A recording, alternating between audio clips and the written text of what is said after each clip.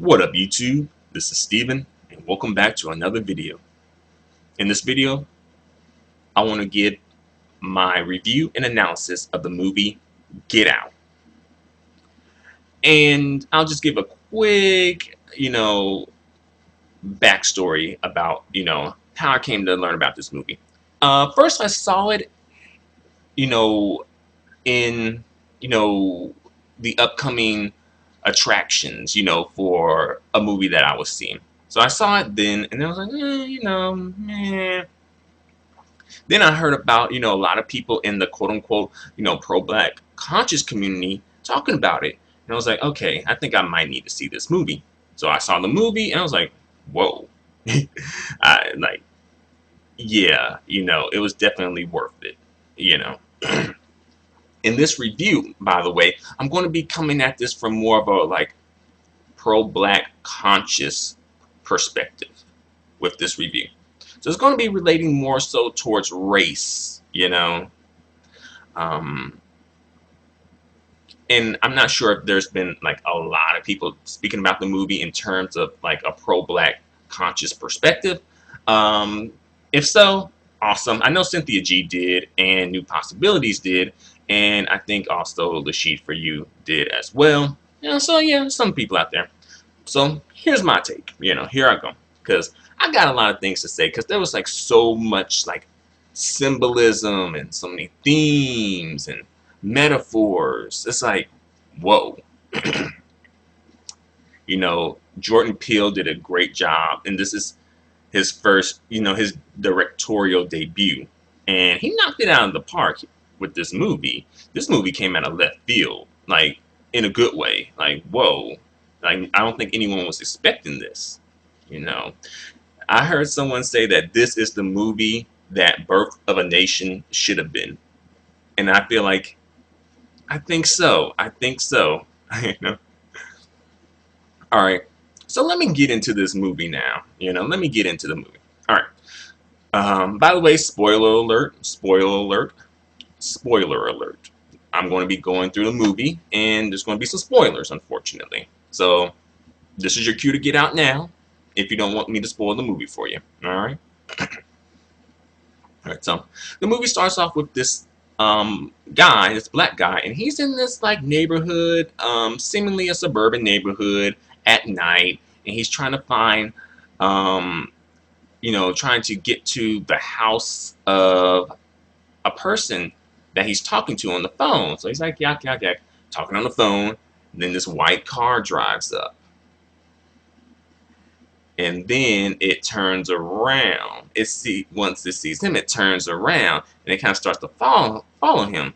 So he kind of gets nervous and then goes the other way. Then all of a sudden, he gets snatched up and put into the trunk of the car. And that's pretty much how the movie begins. And it cuts to like the scene where the like two main characters are like preparing for a trip. But before I go on, I want to talk about the symbolism in that scene, because this guy, this black man, he was lured out into this area, and he was snatched up by. You will learn the identity of the dude a little bit later, but the identity of the dude who snatched him. Like, yeah, I think that's like that whole situation is kind of like very symbolic of possibly like maybe like the Ku Klux Klan and how they used to do. And notice that the car was white. That's some symbolism right there. The car was white, and he's being targeted, as you will later learn, because he was targeted because he was black. Like, and also he was like in an area that he didn't know about, seemingly majority white, if not all white. And right, that scene right there, it's like, excuse me. And by the way, he was just minding his own business, not causing any trouble, just walking through the neighborhood, trying to get to where he's trying to go, and got snatched up by, the wannabe KKK, All right, so we get past that scene, and we get to the scene where Chris, the black guy who's the main character, and Rose, who's also one of the main characters, his girlfriend, they're preparing for a trip to meet Rose's parents. So it's seemingly innocent, However, I will note that they said they were only dating for like 4 or 5 months, and I kind of think that's a little early to be meeting someone's parents. So kind of like right then and there, that should have been a tip off to an extent, to an extent. But I'll let it slide. Okay, I'll let that slide. um, and Chris has this friend. I forgot. I don't really know like a lot of these characters' names. I think his friend's name might have been Rob. I'm not sure. But yeah, Chris has his friend, and his friend, he was chatting with his friend over the telephone, as he was driving with his girlfriend Rose. And his friend is very symbolic of like the pro-black conscious person that sometimes is looked at as kind of like crazy and strange by other black people. Like, oh no, you're kind of like just thinking too into things when they talk about, race and how it factors into society, into a lot of things.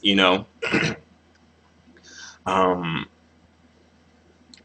so after he gets off the phone with his friend, like, you notice that Rose is driving, which is symbolic because they're in this relationship, but oftentimes when black men and white women are in interracial relationships, you know, seemingly, if not in actuality, white women are kind of in a position of control, which is, shown and symbolized with Rose being in the driver's seat while Chris is in the passenger seat. Very symbolic. Um, then there's a scene where Rose, like Chris, wants to smoke, so he takes out a cigarette. Rose takes it away and throws it out the window, thus kind of like solidifying our further contributing, not contributing, but showing the control that she has. Because it's symbolic, because she's in the driver's seat and she's also in the position of control, being white, you know, as far as their interracial relationship is concerned, right? So they were like driving, and then they like hit a deer, or something to the sort. um, then the scene changes and the policeman shows up, a white policeman, and as I mentioned, Rose was driving, but the white policeman asked for Chris's ID, his driver's license. But, Rose told him that, he wasn't driving, and he said, I didn't ask that. I asked for his ID. And then Rose kind of, Chris is going to show his ID, but then Rose is like, you don't have to show it. You don't have to show him your ID. Thus, kind of like, again, emphasizing the power and control that she has in this interracial relationship, in this, scenario here, Because I don't think Chris was going to, but he never did show his ID, which is, by the way, a state ID. He said he doesn't have a driver's license, which is another tip-off, Because I'm like, what woman wouldn't date a guy who, or what woman would date a guy who didn't have a driver's license? Because we ain't I don't think we in New York now. I don't think so. So another tip off, a little strange, So we get past that, and we get to the house, Rose's parents' house, and before they left, which I forgot to mention, but before they left, they had a conversation. Chris basically was asking her, do her parents know that he's black because Chris thinks that this is going to be an issue, you know.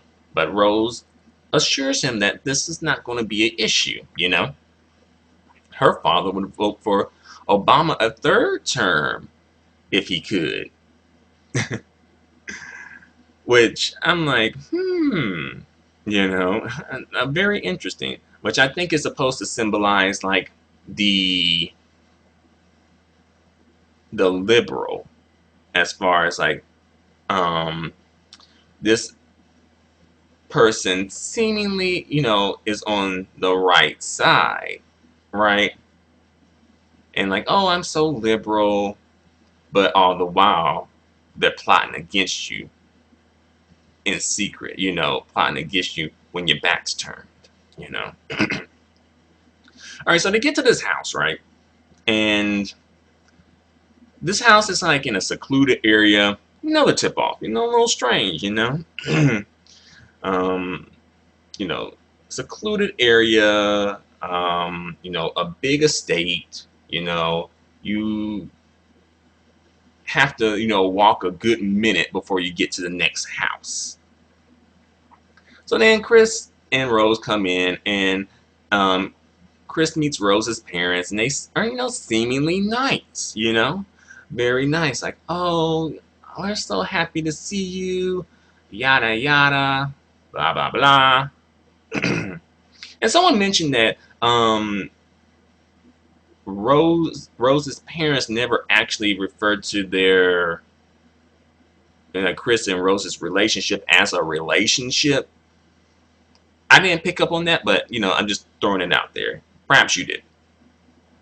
So yeah, they are like seemingly hitting it off, you know. um, and also some people, I heard some people say that, you know, they kind of got like creepy vibes from the mom. But me personally, I got major creepy serial killer, pedophile, bodies in the basement vibes from her brother. Her brother, that was another tip off. Like you had like how many tip offs? You know, how many, you know, warning signs we got right now? Like four, you know, four warning signs. Her brother, his hair, his look, like how you not gonna comb your hair? Just run a comb through it. It ain't that difficult. This dude looking a mess and kind of like sweaty and just creepy vibes from this dude. Like he probably like molest some children, put them in his basement, chop them up type of vibes, you know? And later on, you'll know why, you know why later on in the movie, you know? But yeah, her brother was like, kind of like wanting to, like, wanting to have like a, like wanting to put him into a headlock or either wanting to fight with him at one point or another, which is like symbolic of kind of like white men's aggression towards black men and kind of, I think to an extent, maybe feeling threatened by black men and wanting to try in some way kind of like reassert their power and authority in some way, you know, and sort of like, you know, like subdue this black man so that he is not a threat. Um, so then Rose is like, yada, yada, yada. Let's see. I'm going to try and go through it scene by scene to speed it up. So one scene that stuck out to me was when he was sleeping at night, like this door would be open. And it's not like a door to like another room or anything like that, but it was like a small little door, like a closet, but it was small. And that was open a few times, and he noticed that. But he didn't see it until he just kept noticing it over and over.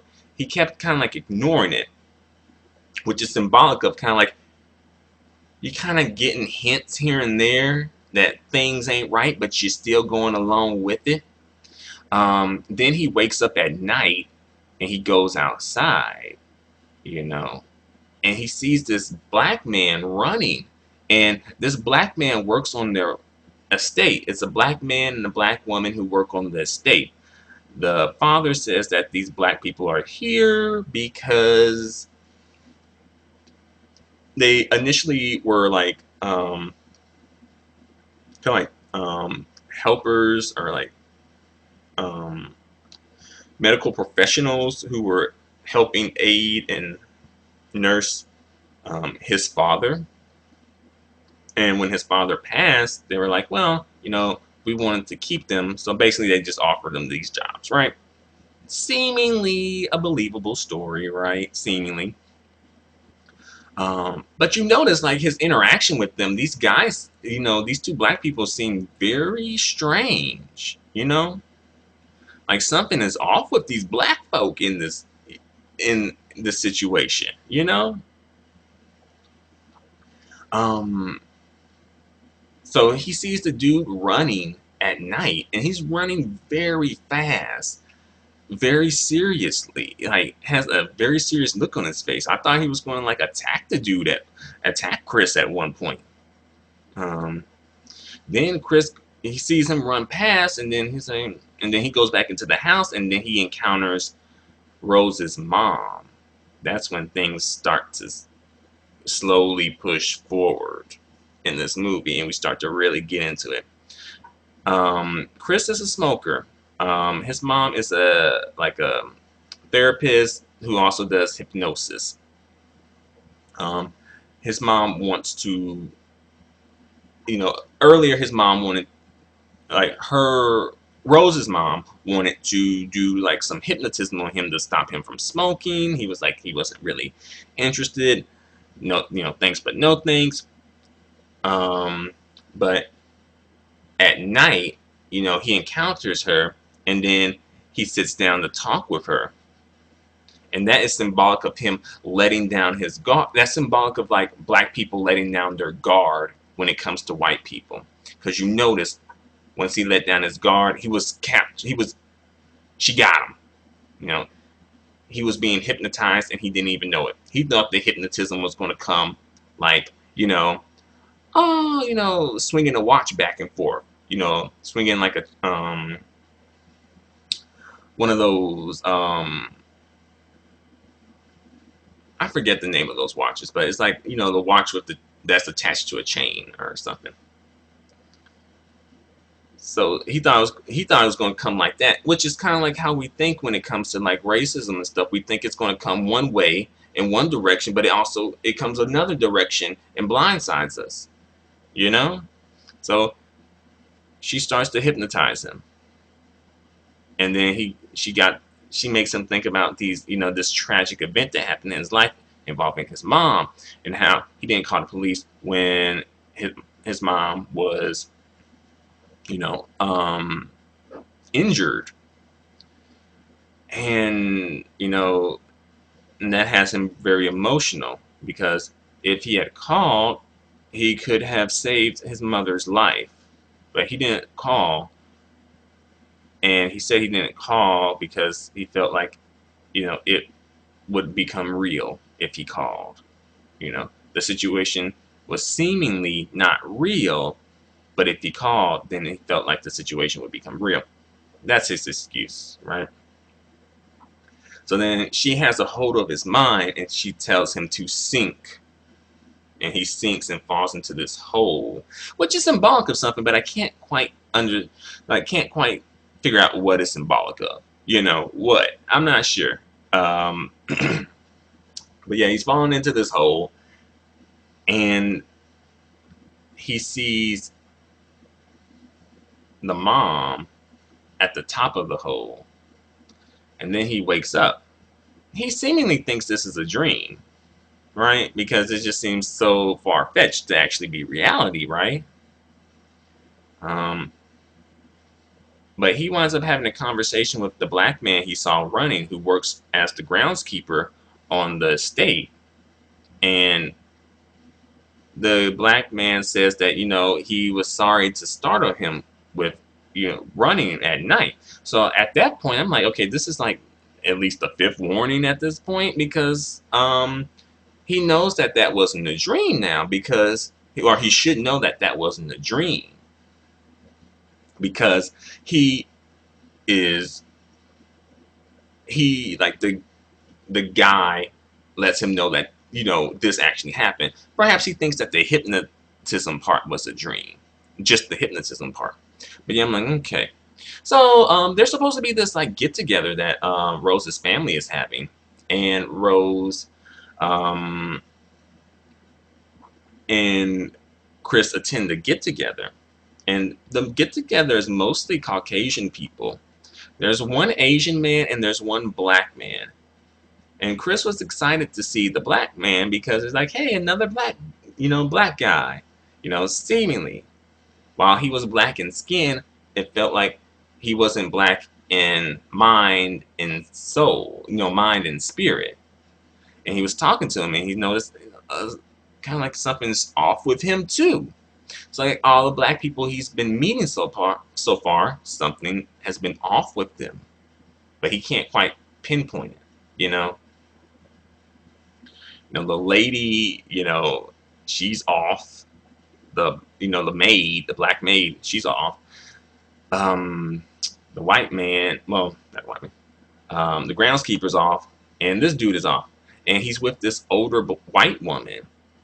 You know, and then his friend, he calls and tells his friend about it, and then he's like, sex slave. But I kind of think that might be something to it. I kind of think that might be, she might be treating him like a pet, perhaps. Perhaps a pet with benefits, perhaps. But yeah. But if, one thing that I really need to point out, if I don't point out anything else in this movie, I'll need to point this out. Notice at that party, there was that one Asian man in the mix. Honorary white privilege. He was a part of this. Oftentimes we think that, you know, as black people, we think that, oh, you know, non-white people of color would be on our side and, you know, come to our defense and come to our rescue in certain situations. But that Asian man in the movie did not. That's very important. That's some very important symbolism right there. He actually, you know, colluded and conspired with the white people, the rest of the white people.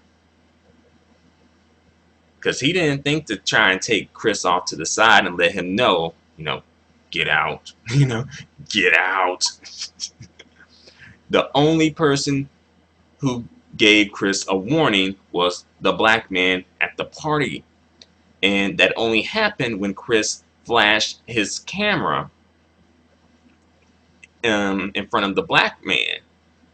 And that kind of like knocked him out of his brainwashing for a moment. And then he starts to have a nosebleed and he starts to scream like, get out.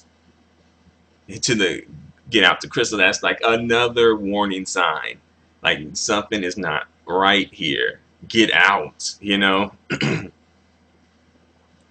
And that is kind of like symbolic of perhaps like another black person who's been through this whole situation warning you not to get into this situation with these white people. But you don't take that black person's warning for some reason. You know?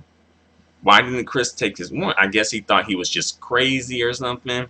I don't know. So then Rose and Chris decided to go for a walk.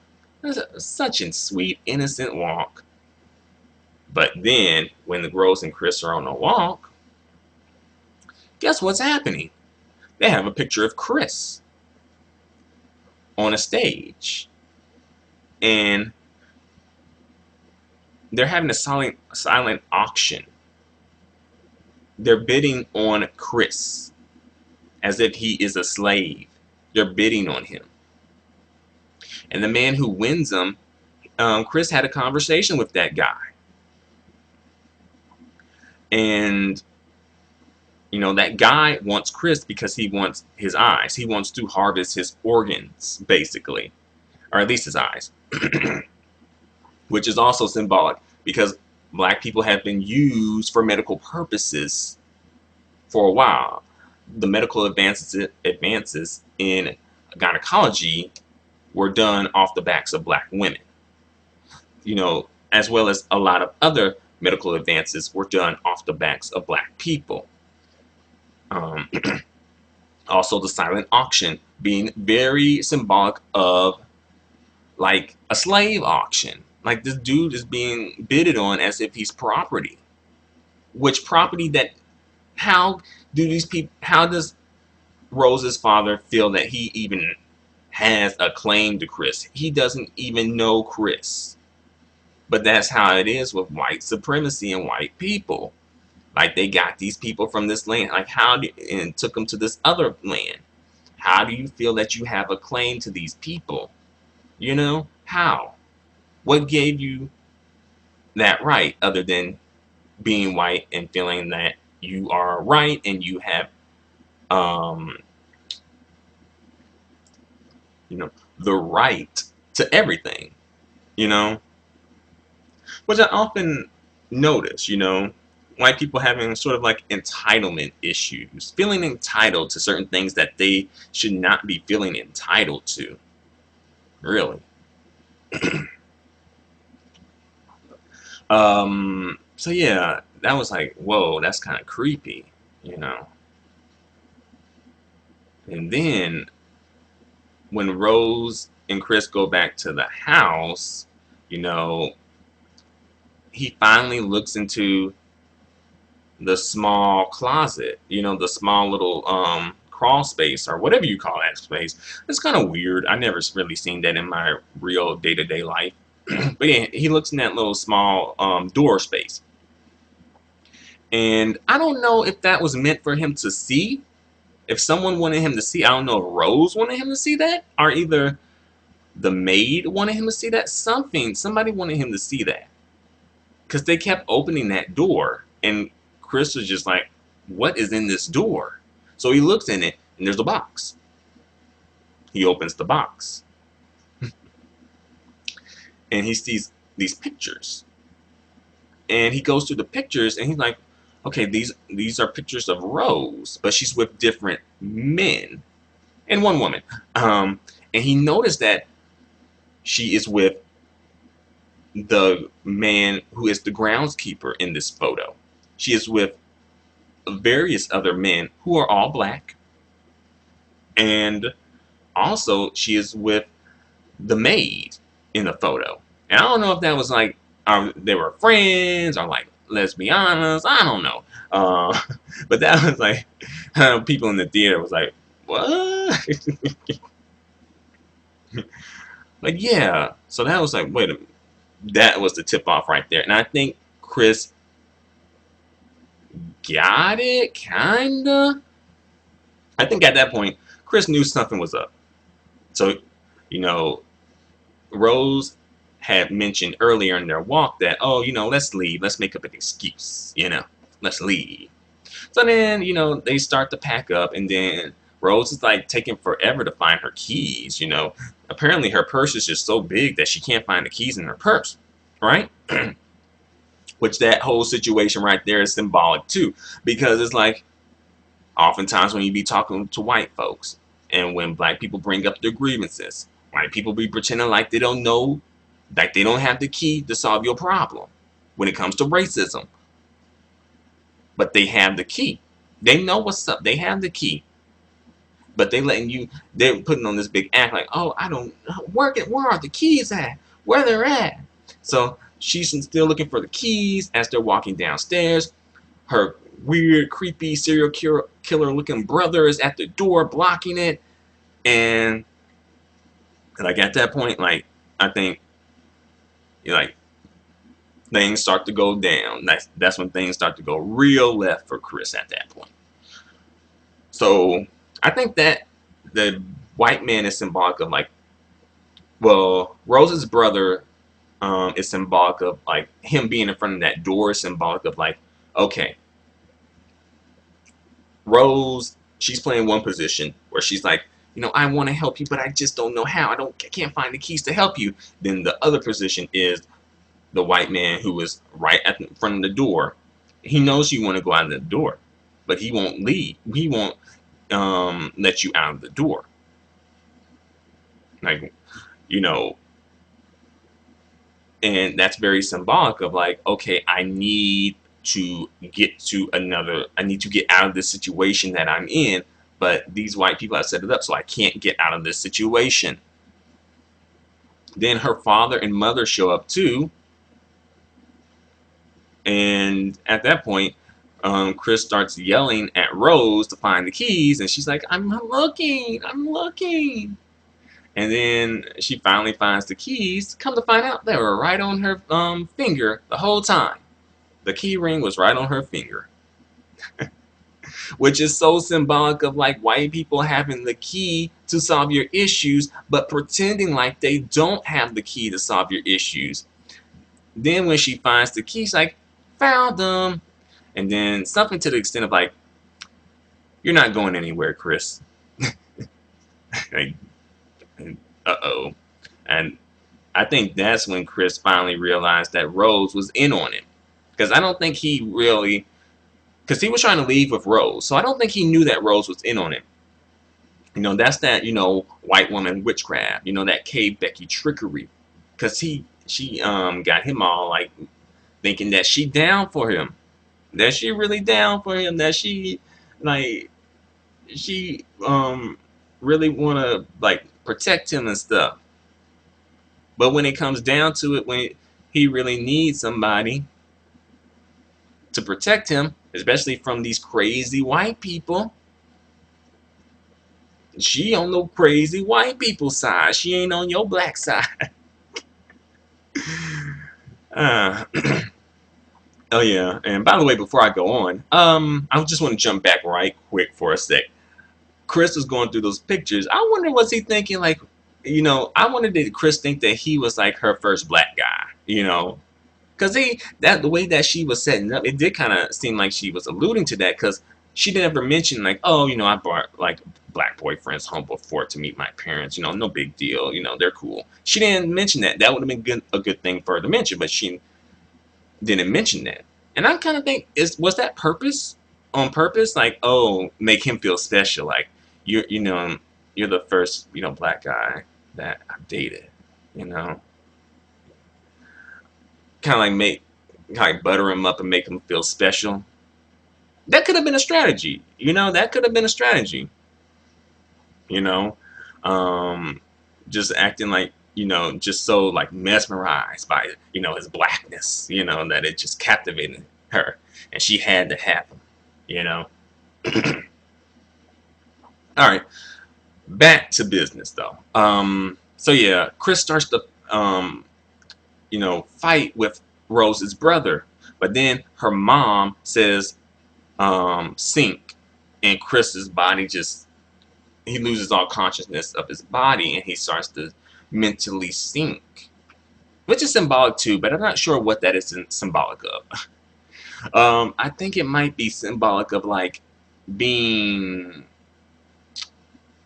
captured or being so deep into white supremacy and white people that it's kind of hard for you to get out. It's kind of like you kind of like stuck in this quicksand and you're just sinking, perhaps.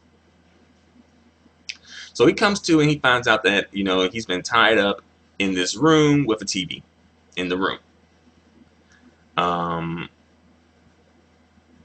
there shows like different images, and then one image is like kind of like advertisement about showing him like what the family is really about, let's see. But when he's in the room, you notice he starts to scratch and he notices the cotton in the chair that he's scratching. He's scratching this leather chair trying to get out, And then come to find out, the art dealer dude who's blind, he wants to get Chris's eyes, and Rose's father is going to perform the surgery. He's a neurosurgeon, if you didn't know, by the way. um, and he's going to perform the surgery. So, like, Chris, he kind of better do something, or else he is going to be blind, if not dead, for the rest of his life. Have his organs harvested. You know. So Chris comes up with the idea to put cotton in his ears, and sort of like to block out sound, so that he doesn't get hypnotized by the images on TV, especially like the teacup thing. And to me, that's kind of like symbolic of like, you removing yourself from the media, because the TV is representing the media, and the cotton in the ear is kind of like, okay, you no longer listening to the media. You stepping away from the media. Stepping away from the media's brainwashing. Blocking yourself from it.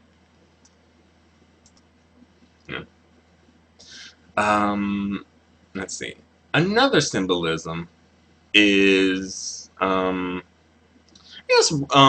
Chris being able to be in a position where he can attack somebody, because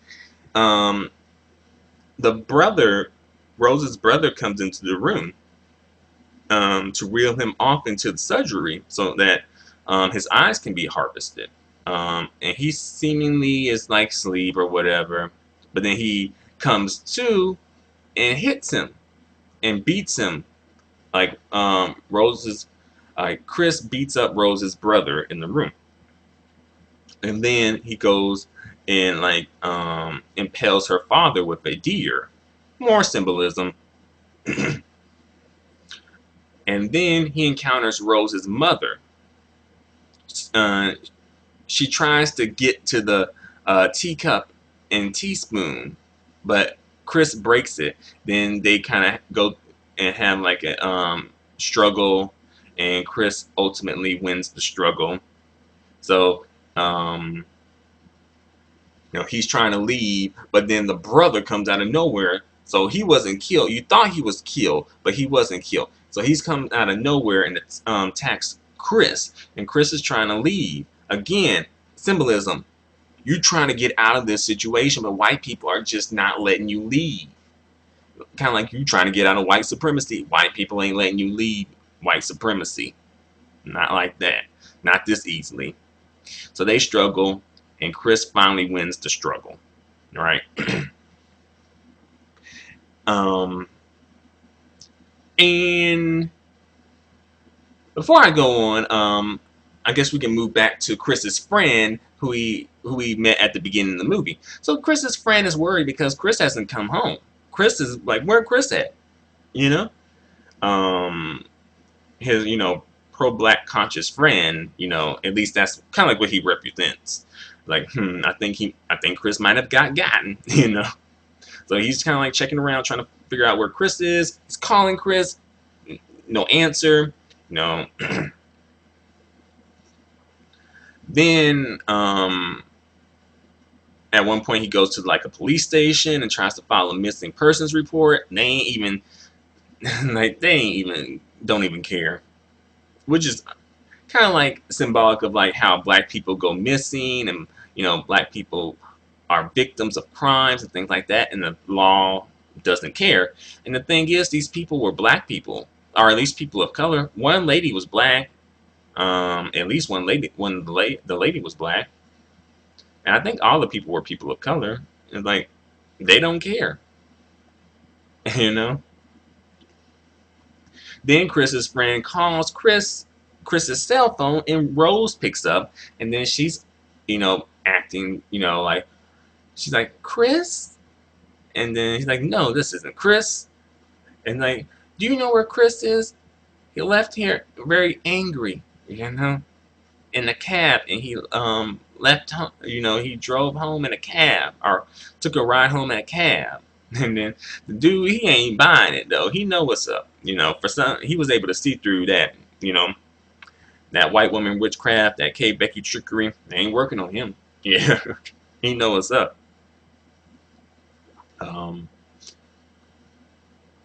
So, oh yeah, but I think that actually happened before like Chris killed like the family folks. But I just forgot to mention that.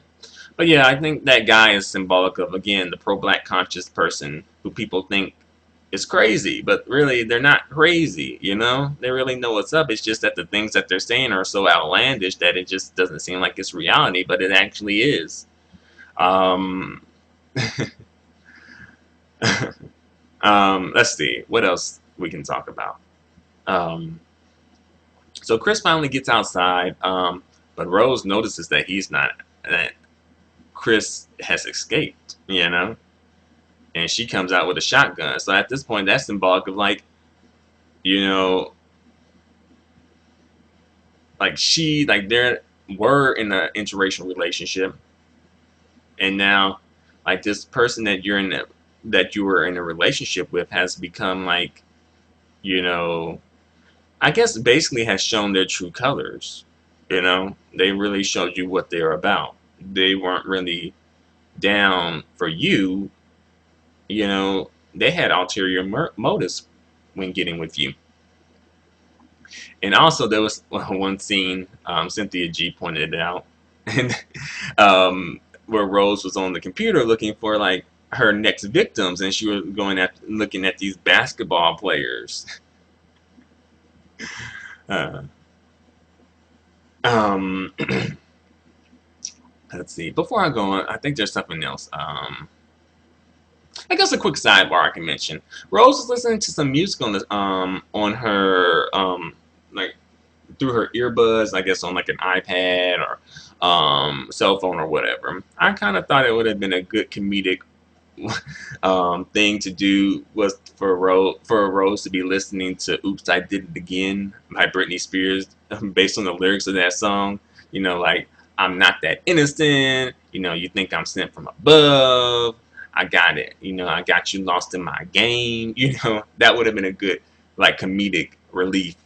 But thankfully, I think that probably would have been better not, because I don't want Britney Spears to be associated with racism or anti-blackness or anything. But still, something interesting though. Also, the actress who plays Rose sort of reminds me of the Pink Power Ranger from Power Rangers, the very first original Power Rangers. Kimberly, played by Amy Jo Johnson. She sort of looks like her, and for me personally, I was looking at her and I was like we trusted you, Kimberly. Like I trusted you, Kimberly. And kind of feeling she was actually the Pink Power Ranger, and this was the way that she felt the whole time. So I was like, dang, Kimberly, how you gonna do that? Aren't you supposed to be a good guy?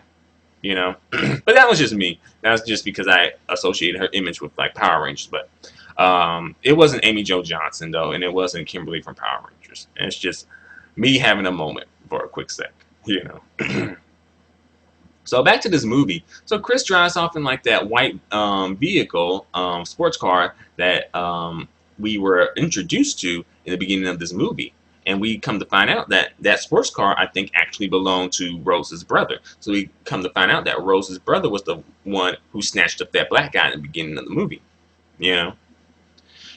Whoa. So after that, Chris is driving off or trying to drive off. Then he hits the maid or whatever, and the maid, him hitting the maid sort of triggers a memory in Chris's mind that revolves around his mother being hit by a car or something like that. So then he has a moment, and then he brings the maid into the car. The maid, what's her name? Rose says grandma, and the maid goes into this, attack mode and starts attacking Chris. Then he crashes the car. The maid is out cold or either dead. Chris gets out the car. Rose is shooting at him. Chris gets out the car to try to escape. Then she uses that black man who's the groundskeeper to go after him, and he runs like crazy and tackles Chris and is attacking him.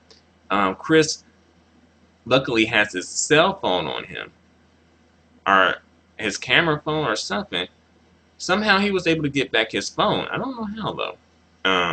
But yeah, uses his flash, knocks him out of his daze or his brainwashing. But you know, it, then he's like, the guy's like, give me the gun, and then he gets the gun, and then he shoots Rose with the gun instead of Chris, which I guess is symbolic of like kind of like black people once they come to their sense, they stop working with white people and go after white people. You know, once you get away from the white supremacist brainwashing, you do become a tool for your people instead of a tool for white people. Because before, the maid and the groundskeeper, you notice that they were black people and they were used to take down another black person, which is symbolic of like white supremacy using black people to go after other black people. You know, very symbolic. So after that, Rose is shot, blah blah blah. Then the dude shoots himself. I guess I'm not sure what that symbolizes. Maybe the dude feeling like he just can't handle this anymore. Succumbing to the pressure of society, maybe, or pressures of living his life. And once that happens, Rose is still alive, and she's going for the gun. Chris um, takes the gun away from Rose and then starts to choke her, and then she's like, I love you, Chris. I'm like, ooh, like this woman is that's that Kay Becky trickery, that white woman witchcraft. She's trying to go and tug strings at his heart, tug his heartstrings. And, you know, quick sidebar, I'm going to jump back for a quick sec. When they were on the walk, Chris had kind of like confided in Rose that kind of like basically Rose is all that Chris has because, his mother is dead. I don't think his father is in his life. I think he's an only child as well. So I think he had confided in her that, basically like, you're all I got. And she's like, oh, hugging him. But all the while, she's plotting against him. She knows, like, you know, how he feels about her and his emotional state. And she is using that against him. Which is symbolic of kind of like you confiding in white people, especially about the things that you've gone through, and then you kind of like using it against you and to take you down, Let's see, what else I can say about this? So at the end, the cops show up. Oh yeah, Chris was choking Rose, but then the cops show up. And I was like, please choke Rose, choke her to death. I'm not usually, I'm not an advocate for violence, especially violence against women. But considering this situation and all that Chris has been through, you know, we can let a couple of things slide. We can let this slide. We can let this slide. So a cop car shows up. Oh yeah, and the whole theater that I was in, I'm like, oh damn. And I was like that too, because I'm like, oh damn, they gonna blame this all on Chris. And technically, it is Chris's fault, but like, look what he went through. He had to defend himself with violence in order to escape and get out of that place. He couldn't just say, goodbye, I'm leaving for tonight, Nice meeting you. He couldn't do that. And that's the thing with white supremacy too. You kind of have to sometimes, unfortunately, stoop to white supremacist level and fight it with violence in order to defend yourself. I know that's probably not the most PC thing to say, but I think it's the truth. And, white supremacy responds to only two things, from what I've heard: violence and money. You gotta hurt them financially or hurt them physically. So the cop shows up, or, cop car shows up, comes to find out it's Chris's friend. Yeah! So I guess that's symbolic of, like, the black conscious dude being right, and I guess he didn't really save the day, but he came to help Chris, take Chris away, you know, get take him back to the regular normal side. So that's pretty much the end of the movie. And I will mention, I heard this mentioned before on New Possibilities video about this.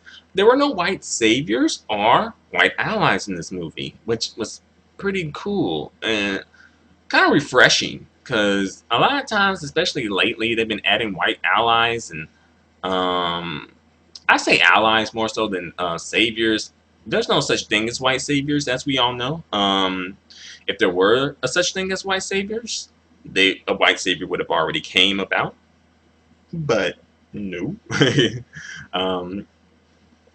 I really don't think like white saviors don't exist, in my personal opinion. I feel that white saviors are. I don't even think the way that the system is set up that a white savior, even if a white person wanted to be a white savior, I don't think that the way that the system is set up, it would really allow that white person to be a white savior. You know, white allies, on the other hand, those are possible, but in my personal opinion, I feel like white allies are very far, very, very, very far and in between. Because look at the situation that Chris was in. Any one of those white people could have been a white ally and helped Chris get out of that situation, or at least warned him about that situation. They didn't do that. They could have been that white ally. They didn't have to do all that much. They could have just took Chris off to the side and said, hey, I don't think this family isn't what it seems to be. You might want to get out of here. This family is actually a very dangerous family. Something like that. But no, they didn't. So yeah, that's pretty much it. That's all the symbolism I saw in the movie, or was able to catch in the movie. But what do you guys think? Was this something that I missed? Do you think I got some symbolism wrong? I missed something? What do you think? Feel free to comment. Feel free to subscribe. Feel free to give me a thumbs up. Your feedback and support are extremely appreciated and extremely valued. But before I go, I guess, this was a very long video. I hope that you enjoyed watching this video, and by chance, if you got to the end,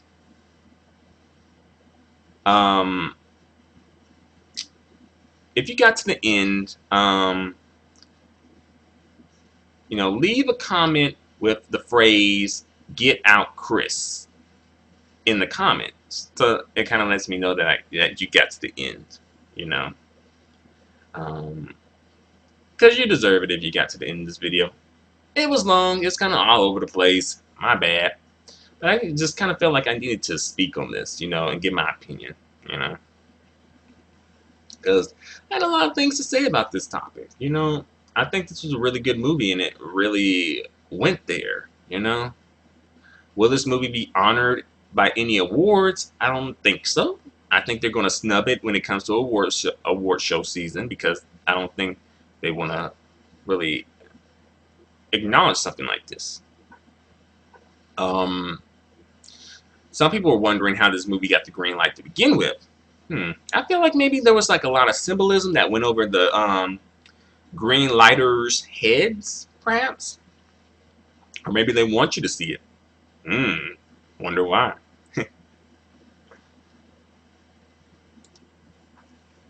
Yeah, there was so much symbolism, so many themes, so many metaphors in this movie, so much going on in this movie.